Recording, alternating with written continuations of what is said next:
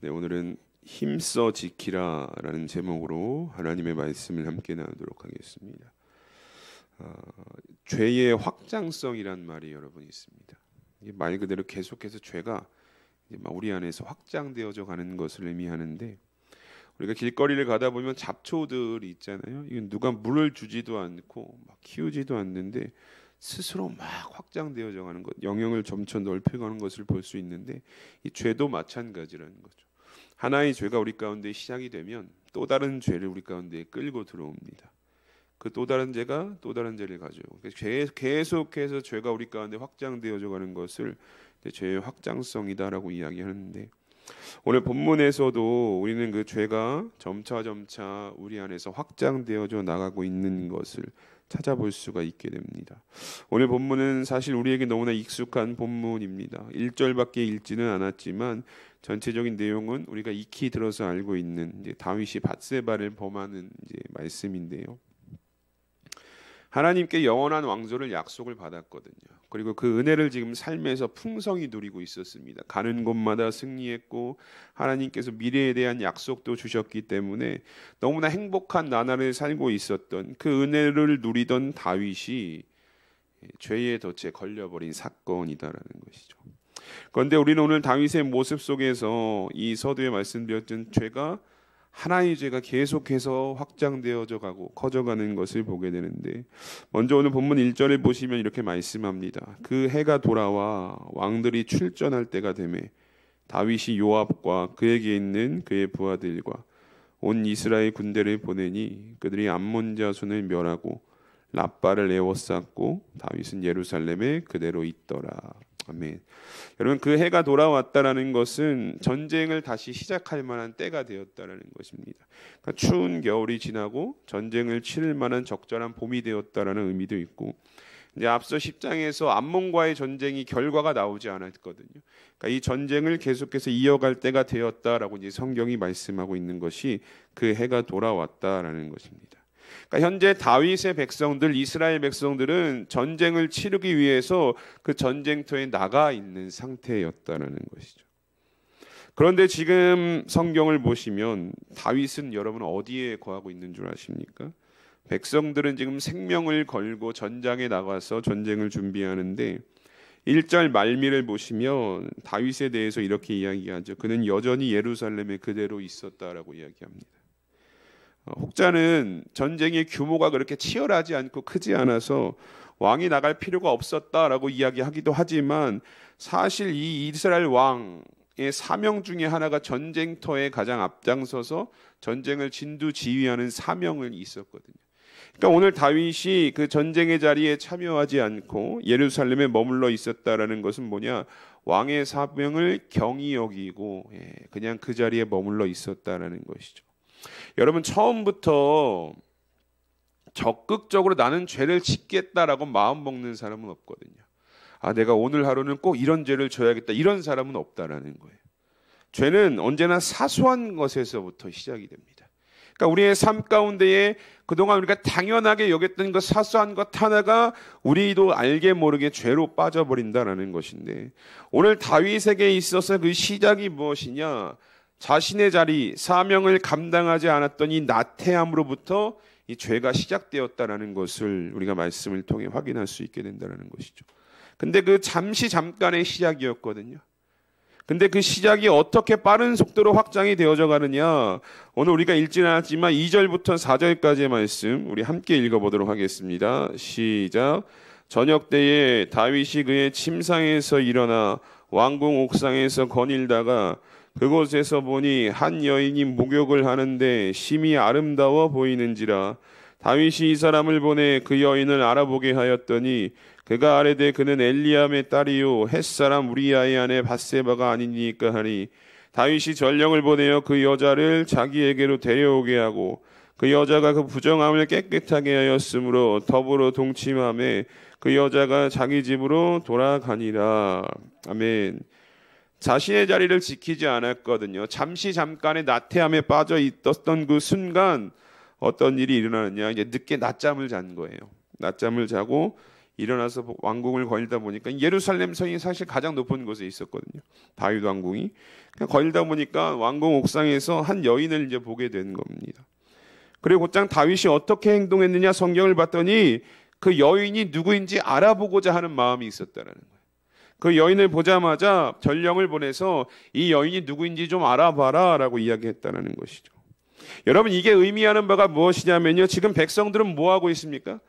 전장에서 생명을 걸고 지금 싸우고 있는 거예요. 그러니까 그들의 관심은 어떻게 해서 암몬과의 전쟁을 승리할까, 여기에 지금 관심이 집중되어 있는 것인데, 왕이었던 다윗은요 다른 곳에 지금 관심이 있었다는 거예요.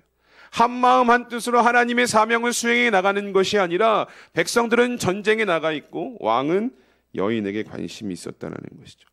여러분, 우리가 100번 양보해서 전쟁에 참여하지 않을 수 있습니다. 몸이 아프거나 피곤하거나 그럴 수 있죠. 그러나 적어도 백성들의 안위를 걱정하는 왕이라면 하나님께 기도하는 것이 올바른 모습 아닙니까? 내가 비록 전장에 참여해서 사명을 감당할 자리에 서지 못했지만 정신이 올바로 서 있었다면 하나님께 구하고 기도하고 이 전쟁이 하나님의 거룩한 전쟁으로 승리케 되기를 소망합니다라는 마음으로 그것에 관심을 가져야 했다라는 것이 왕의 모습이었는데, 오늘 다윗은 그게 아니에요. 자고 일어나서 옥상에 올라가서 여인을 보니까 마음에 음욕하는 마음이 생겼고 그 여인이 누구인지 알아보라 이렇게 보냈다는 것이죠. 죄가 점점 커져가는 거예요. 자신의 자리를 지키지 못했던. 전령이 가서야 그 여인이 누구인지 이제 알아봅니다. 그리고 이렇게 고백하는 것을 보게 돼요. 엘리암의 딸 햇사람 우리아의 아내 밧세바입니다 라고 전합니다. 그러니까 보통은 누구의 아내 정도로만 소개되는데, 이례적으로 이 밧세바는요 엘리암의 딸이었다라고도 이 소개에 덧붙이고 있거든요. 그럼 여기서 엘리암이 누구냐? 다윗의 30인 용사 중에 한 사람이었다라고 성경은 말씀하고요. 다윗의 모사였던 아히도벨의 아들이 엘리암이다라고 소개를 합니다. 그러니까 역대상에서는 그 이름이 엘리암보다는 암미엘로 이제 표현이 되어지는데, 그 엘리암의 딸이 누구였냐? 오늘 바로 다윗이 바라보았던 그 여인 밧세바였다는 거죠. 또 하나의 소개는 무엇이냐? 그의 남편 우리아의 존재에 대해서 이야기하는데, 햇사람 우리아다라고 이렇게 이야기합니다. 여러분, 햇사람이 어떤 뜻이냐면 그 옛날 이 광활한 제국을 건설했던 히타이트 민족을 이야기하거든요. 물론 이제 다윗 시대에는 그 제국이 무너져서 더 이상 존재하지는 않았지만 그 남아있던 유민들이 새로운 신 히타이트라는 국가를 찾게 만들어서 존재하고 있었다는 것이죠. 그러니까 우리아는 어떻게 보면 이 햇사람, 이방인이었다는 거예요. 그런데 이 우리아의 이름을 보면 이게 히브리식 이름이거든요. 여호와는 빛이시다라는 뜻입니다. 그러니까 이 우리아가 이스라엘에서 태어난 2세이거나 혹은 귀화 후에 이 히브리식 이름으로 개명했을 것이다라고 이제 학자들이 추측을 하는데, 이 밧세바와 연관된 사람들의 정보를 이제 전령이 알려준 거예요. 엘리암의 딸이고 당신의 부하인 우리아의 아내입니다. 이 30인 용사 중 하나였고 그녀의 남편은 충직한 부하였다는 것이죠. 그런데 여러분, 여기서요 다윗의 악함이 너무나 강하게 드러나게 되는데 무엇이냐? 다윗은 이 사실을 알고 밧세바를 범한 거예요. 물론 모르는 여자와 동침하는 것이 옳다라는 것은 아니지만 다윗은 밧세바가 누군지, 그 아버지와 남편이 누군지 정확히 알고도 이 여인을 범했다라는 거예요. 이 남편에 대한 소개, 아버지에 대한 소개가 이것을 지금 강조하고 있는 거예요. 다윗의 악함이 얼마나 강하게 지금 묻어 있는지, 이 마음이 얼마나 죄악으로 가득 차 있었는지를 이 아버지와 남편의 소개를 들어가면서 이야기하고 있다는 것이죠. 여러분, 처음에는요 그냥 왕의 자리를 지키지 않았던 그 게으름, 나태함이었거든요. 사명을 감당하지 못한. 그런데 그 죄악이요 점차 빠른 속도로 지금 다윗 안에서 팽창되어져 가는 것을 보게 됩니다. 우리가 이후의 사건은 잘 알고 계시죠. 결과적으로 밧세바와 동침하게 되고 시간이 흘러서 다윗의 귀에 어떤 소식이 들려오느냐? 그녀가 임신했다라는 소식이 들려오게 됩니다. 그런데 그 소식을 딱 듣자마자 다윗 마음 가운데 어떤 마음이 들었냐면 두려움에 사로잡히게 됩니다. 왜 다윗이 밧세바가 임신했다라는 소식에 두려워했느냐? 하나님을 두려워했느냐? 그렇지 않다라는 거예요. 하나님을 두려워했다면 그 자리에 하나님을 찾고 하나님께 회개하며 하나님께 용서를 구했겠죠. 그런데 다윗은 하나님을 두려워한 것이 아니라 무엇을 두려워했냐면, 이 사무엘하 8장 15절 앞선 말씀을 보면 다윗에 대해서 이렇게 고백을 하거든요. 다윗이 온 이스라엘을 다스려 다윗이 모든 백성에게 정의와 공의로 행했다라고 이야기합니다. 다윗이 이스라엘을 어떻게 통치했는지에 대해서 성경은 정의와 공의, 하나님의 정의와 하나님의 공의로 이스라엘을 통치하던 다윗의 통치를 지금 설명을 하고 있다는 거예요. 그런데 그 정의와 공의가 누구 때문에 무너졌습니까? 지금 자신 때문에 완전히 무너져 나간 거예요. 자신 때문에 하나님께서 주셨던 그 정의와 공의를 내가 지키려 노력했던 과거의 모습이 완전히 무너져 내리니까 두려움이 생긴 거예요. 백성들이 나를 어떻게 바라볼 것인가에 대한 두려움이었죠. 그래서 이 두려움 때문에 과거를 막 붙들고 이 과거를 어떻게 잘 포장할까, 이 모습이 지금 다윗에게 나타나는 거예요. 현재는 완전히 무너져 갔는데 과거의 정의로 공의로 통치했던 그 모습을 어떻게 백성들에게 포장해서 보여줄까, 이 고민이 지금 다윗에게 있었다는 거죠. 여러분, 이 모습을 보면서 한 가지 생각하게 되는 것은, 여러분, 우리는요 과거의 신앙으로 여러분 구원받는 것이 아닙니다. 과거의 신앙으로, 과거에 예수님 잘 믿었던 그 신앙이 오늘까지 이어지고 예수님 다시 오실 때까지 이어져야 여러분 우리가 구원받는 것이거든요. 과거의 신앙, 내가 막 좋았을 때, 오늘 다윗이 과거의 정의와 공의로 통치했을 때로 현재를 포장하려고 했었던 그 모습처럼 과거의 신앙만 좋다면 우리가 구원받는 것이 아니라는 거예요. 저도 친구들 종종 만나게 되면, 이제 함께 어린 시절 교회에서 섬겨왔던 친구들 만나게 되면 그 친구들은 늘 하는 얘기가 딱 거기까지, 학생부 시절에 참 좋았다. 왜냐하면 그 이후에 신앙이 없거든요. 그 이후엔 예수님 떠나 삶을 살아왔기 때문에 교회 얘기하면, 신앙 얘기하면 항상 거기까지요. 아, 그때가 좋았는데, 그때가 좋았는데. 근데 여러분, 신앙은 현재거든요. 현재. 내가 오늘 하나님과의 어떤 관계에 있느냐, 내가 오늘 하나님을 어떻게 섬기고 있느냐, 신앙은 이거라는 거죠. 오늘 내가 어떻게 예수를 믿고 어떻게 신앙을 이어가고 있는가가 중요한 거지, 과거의 신앙의 모습이 그냥 나의 추억거리가 되어서 그것에 사로잡혀 있으면 안 된다라는 것입니다. 물론 현재의 신앙을 잘 이어오시면서 과거의 신앙을 추억하는 것은요 나쁜 것이 아니에요. 그 과거 현재의 신앙을 잘 붙들고 과거를 바라보는 것은 괜찮다라는 거예요. 그러나 현재의 신앙이 하나님 보시기에 너무나 부끄러운 모습, 오늘 다윗처럼 모든 정의와 공의가 무너져가는 그 모습, 근데 여전히 과거에만 사로잡혀 있는 그 신앙의 모습은요 우리가 앞으로 나아갈 수 없게 만든다는 거예요. 못하도록 발목을 잡고 과거의 주님을 향한 그 열심만을 그냥 추억하는 수준으로밖에 머물게 하지 않는다라는 것입니다. 여러분들, 우리 사랑하는 수험교회 성도 여러분들 과거의 신앙, 열심히 하나님을 섬기셨던 그 모습 하나님께서 다 기억하고 계십니다. 그런데 중요한 것은 그 과거의 신앙을 가지고 오늘까지, 그리고 현재까지, 앞으로 미래 예수님 다시 오실 때까지 그 신앙을 쭉 이어나가실 수 있는 우리 성도님들이 되시기를 주님의 이름으로 축복합니다. 과거가 추억으로 그냥 남으면 안 돼. 현재가 과거보다 더 하나님을 사랑하고 더 예수님을 잘 섬기는 그런 모습이 되어야 한다는 거죠. 오늘 다윗 보세요. 자신이 이스라엘을 과거에 통치했던 그 모습을 어떻게든 포장하기 위해서, 그래서 어떻게 움직이느냐, 더 큰 죄악을 저지르게 됩니다. 오늘 본문 8절과 9절 그리고 14절과 15절에 이렇게 말씀하고 있는데요. 그가 또 우리아에게 이르되 내 집으로 내려가서 발을 씻으라 하니 우리아가 왕궁에서 나가매 왕의 음식물이 뒤따라가니라. 그러나 우리아는 집으로 내려가지 아니하고 왕궁문에서 그의 주의 모든 부하들과 더불어 잔지라. 14절과 15절에도 이렇게 말씀합니다. 아침이 되매 다윗이 편지를 써서 우리아의 손에 들려 요압에게 보내니 그 편지에 써서 이르기를 너희가 우리아를 맹렬한 싸움에 앞세워 두고 너희는 뒤로 물러가서 그로 맞아 죽게 하라 하였더라. 아멘.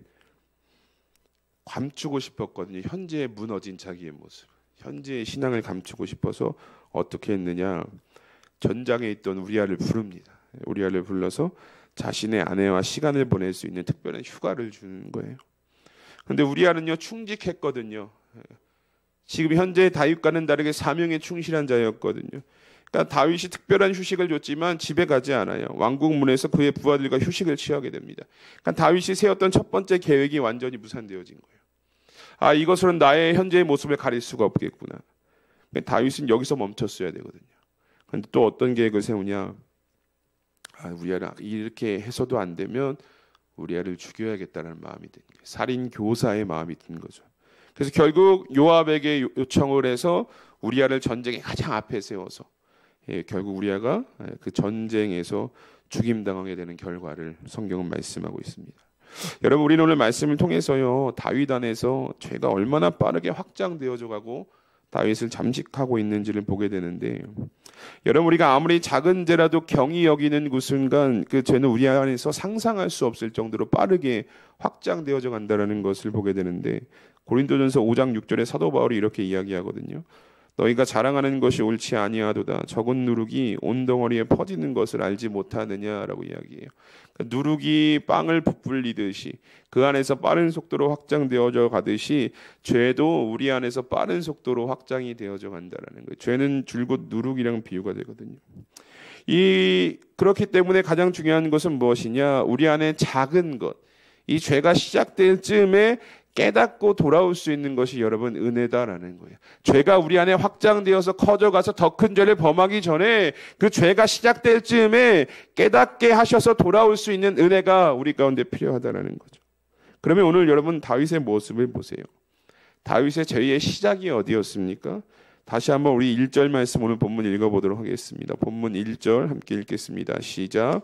그 해가 돌아와 왕들이 출전할 때가 되매 다윗이 요압과 그에게 있는 그와의 부하들과 온 이스라엘 군대를 보내니 그들이 암몬 자손을 멸하고 라빠를 에워쌌고 다윗은 예루살렘에 그대로 있더라. 아멘. 여러분, 이 시작이요, 우리아를 죽음에까지 만들게 했던 그 죄의 시작은요, 왕의 자리를 지키지 않은 거였거든요. 사명의 자리를 지키지 않은 죄가 오늘 결국 다윗이 한 사람의 생명을 죽음으로 내모는 죄까지 지금 이어지게 되었다는 거예요. 여러분, 자리를 지키는 것, 이 한 문장이요, 오늘 성도로 사는 우리에게 참 많은 것을 생각하게 하거든요. 여러분, 하나님께서도요, 우리에게 각자 맡기신 자리가 있습니다. 그 자리를 감당하라고 우리를 맡기셨고 그 자리에서 우리는 열심히 신앙으로 이어오고 있습니다. 그런데 그 자리에서 여러분, 하나님이 맡기신 그 자리를 잘 지키며 감사함으로 서 계십니까? 아니면 다윗처럼 주님께서 맡기신 그 자리를 지키는 것을 그냥 가볍게 경히 여기며 살아가고 계시진 않으십니까? 여러분, 하나님께서 우리에게 어떤 자리 맡기셨습니까? 각자의 생활이 다르니까요, 삶이 다르니까 여러 자리가 있겠지만 이것을 통틀어서 종합적으로 부른다면 하나님께서 우리에게 맡기신 자리는요, 성도라는 자리를 맡기신 거예요. 성도라는 자리. 그런데 이게요, 교회에서만 성도로 살아가라라고 이렇게 맡기신 것이 아니라 가정에서도 또 세상에서도 성도로서 빛을 내는 삶을 살아라라고 이 자리를 맡기신 거거든요. 그러면 여러분, 성도는요, 그 자리를 지키기 위해서 무엇에 힘써야 되는가? 고린도전서 1장 2절을 보면 이렇게 말씀합니다. 고린도에 있는 하나님의 교회 곧 그리스도 예수 안에서 거룩하여지고 성도라 부르심을 받은 자들과 라고 이야기해요. 성도는 거룩하여진 자들이에요. 거룩을 향해서 나아가야 되는 거예요. 그러니까 우리가 이 성도라고 부름받은 이 자리는요, 우리는 이 자리에서 날마다 하나님의 거룩을 닮아가기 위해서 노력하는 자리, 이것이 자리를 지키는 것이거든요. 그러면 어떻게 해야 거룩해져야 되느냐? 간단합니다. 거룩하신 하나님의 말씀을 따라 살아가면 우리의 삶은 자연스럽게 거룩한 삶이 되는 거예요. 거룩한 하나님의 말씀을 잘 듣고 순종하는 것이 우리가 그 성도의 자리를 지켜나간다라는 것이죠. 그럼 하나님께서 우리에게 뭐라고 말씀하십니까? 간단하지 않아요? 야, 너희들 기도해라, 섬겨라, 사랑해라, 낮아져라, 이거 말씀하고 있는 거예요. 이것을 하나하나 지켜나갈 때마다 기도의 자리를 지키고 섬김의 자리를 지키고 사랑하는 자리, 낮아지는 자리를 지킬 때마다 우리는 그 하나님께서 맡기신 성도의 자리를 잘 지켜나간다는 것입니다. 이 성도의 자리를 나간다라는 것은요, 그 하나하나씩을 이뤄갈 때마다, 그것이 내 자리임을 깨닫고 먼저 앞서 나가서 그 일을 행할 때마다 이 성도의 자리를 우리가 잘 지켜나갈 수 있게 되는 거예요. 제가 전도사 처음 사역 시작하고 나서 저희 교회에 한 권사님이 계셨는데, 이분이 큰 시장에서 야채 가게를 엄청 크게 하셨던 분이셨습니다. 지금도 가면 크게 야채 가게가 있는데, 여러분, 야채 가게가 크면 아시겠지만 이 사람들이 엄청 많이 오거든요. 엄청 많이 와서 야채를 이제 사가고 이러는데, 권사님이요, 이 얘기를 한번 해주신 적이 있어요. 한 분이 계속 오시는데 이분이 오실 때마다 500원을 깎고 1000원을 깎고 일을 계속 한다는 거예요. 뭐 비싼 거 사면 좀 깎아줄 수 있겠지만 비싼 거 사지는 않는데 꼭 콩나물 사면서 500원 깎고, 뭐 상추 사면서 1,000원 갖고 이거를 계속해서 요구를 한다라는 거죠. 근데 이 권사님 입장에서 해줄 수가 없거든요. 왜냐하면 이게 뭔가 남아야 그래도 장사라는 게 뭔가 남아야 할 수 있는 거니까. 결국 이분이 계속 이제 깎아주지 못한다라고 하니까 막 이분이 화를 내면서 돌아갔다고요. 그러면 안 와야 되는데 다음날 또 와서 또 똑같이 500원 깎고 이게 계속해서 반복되니까 이게 너무 힘들다라고 이제 고백했던 적이 있었거든요. 이게 하나님의 사람으로서 성도로서 어떻게 해야 되는가 이제 고민을 하던 중에 어느 이제 그 근처를 돌아다니시다가 멀리서 이 분을 마주친 거예요. 근데 이분이 뭐 하고 있냐 자세히 봤더니 열심히 전도지를 나눠주고 있다는 거예요. 전도지. 그러면서 많은 생각을 하셨대요. 아, 교회 안에서만 성도의 모습을 지키는 것이 옳은 것인가? 교회 안에서만 성도답게 살아가는 것이 옳은 것인가? 세상에서 우리가 어떻게 비춰지고 있는가? 나는 어떻게 비춰지고 있는가? 이 모습을 한참 고민하셨다라는 것을 이제 함께 나눌 수 있었는데 여러분 한번 보세요. 교회에서만 성도로 살아가라고 우리 성도의 자리 맡기신 건 아니거든요. 가정에서도 여러분 성도로 살아가셔야 되는 거예요. 남편이 아내가 자녀들이 아무리 내 마음에 안 들더라도 성도의 자리를 지켜야 돼요. 섬겨야 되고요. 낮아져야 되고 사랑해야 되는 것이고. 여러분 예수님 보세요. 예수님은요 맡겨주신 그 사명 그 메시아의 자리를요 항상 그 자리를 지키며 그 자리를 감당하셨거든요. 심지어 침을 뱉어도 뺨을 맞아도 채찍으로 그냥 그 자리를 감당하신 거예요. 그 자리를 지키는 것이 은혜이고 그 자리를 벗어나면 죄가 침투한다는 것을 알았기 때문에 어떻게든 그 자리를 지키려고 하셨다라는 것이죠. 우리 사랑하는 수함교회 성도 여러분, 하나님께서 여러분들의 맡기신 이 성도라는 자리에 힘써 기도하시고 또 섬기시고 사랑하시면서 지키시는 여러분들이 되시기를 주님의 이름으로 축복합니다. 이 자리 지키지 않으면 힘써 노력하지 않으면 조금만 경히 여기고 조금만 안일해지면 조금 기도 안 해도 되겠지. 조금 사랑하지 않아도 되겠지. 조금 낮아지지 않아도 되겠지라고 하는 순간 자리를 지키지 못할 때 죄가 우리 가운데 들어오는 거예요.